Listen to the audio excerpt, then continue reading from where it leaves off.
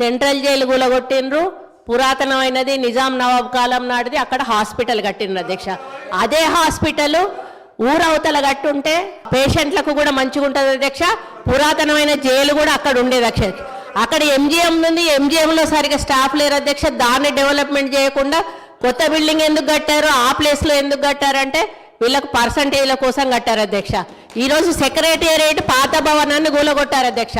అంత పెద్ద భవనాన్ని, అన్ని కోట్ల విలువైన భవనాన్ని కూలగొట్టాల్సిన అవసరం ఏముంది అధ్యక్ష? దాన్ని ఇంకొక గాంధీ హాస్పిటల్లో, ఇంకొక నిమ్స్ హాస్పిటల్లో చేసి పేదవాళ్లకు హాస్పిటల్ని కేటాయించి ఈ సెక్రటేరియట్ బిల్డింగ్ ఇంకా ఎక్కడైనా కట్టుంటే అదే ఆస్తి కూడగట్టినట్టు. ఉన్న ఆస్తులను ధ్వంసం చేసి కొత్త ఆస్తులు కట్టుకున్నది ఎవరి కోసం? మీకోసం కట్టుకున్నారు, మీ పర్సంటేజ్ల కోసం కట్టుకున్నారు. ఈరోజు డబుల్ బెడ్రూమ్ ఇల్లు ఎక్కడా కూడా నిరుపేదలకు కట్టలేదు అధ్యక్ష. 100 సార్లు నేను సీఎం గారిని, గత సీఎం గారిని అడిగాను అధ్యక్ష. స్థలాలు ఉన్న వాళ్ళకి ఒక 3 లక్షలు 4 లక్షలు ఇవ్వండి, వాళ్ళు ఒక్క షెడ్ అన్న వేసుకుంటారు అంటే మేకెక్కడ ఉండాలి, కోడెక్కడ ఉండాలి, అల్లుడెక్కడ ఉండాలి, బిడ్డ ఎక్కడ ఉండాలి, డబుల్ బెడ్రూమ్ ఇల్లు కట్టిస్తా అని కనీసం ఒక 100 బెడ్రూమ్ హౌజులు కూడా ఒక్కొక్క నియోజకవర్గానికి ఇవ్వలేదు అధ్యక్ష. ఆ ఇచ్చిన బెడ్రూమ్ ఇల్లు కూడా ఈరోజు ఎలక్షన్ల ముందు వాళ్ళ కార్యకర్తలకు మాత్రమే ఇచ్చుకున్నారు అధ్యక్ష. నిరుపేదలకు ఎవరికి ఇవ్వలేదు అధ్యక్ష. ఈరోజు బోర్బండ పోదాం అధ్యక్ష, ఇక్కడి నుంచి బోర్బండకి వెళ్దాము.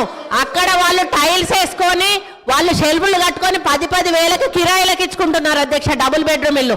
వీళ్ళు చేసిన పనులన్నీ కూడా దుర్వినియోగం చేశారు అధ్యక్ష. అప్పులు తెచ్చి నిరుపేదలకు ఉపయోగపడి పని ఒక్కటి కూడా చేయలేదు అధ్యక్ష. స్కూళ్ళు డెవలప్ చేయలేదు, ఉన్న హాస్పిటల్ డెవలప్ చేయలేదు, హాస్పిటళ్లలో స్టాఫ్ను రిక్రూట్ చేయలేదు.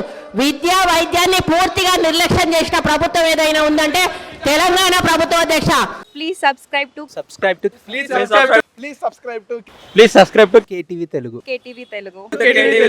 KTV Telugu channel.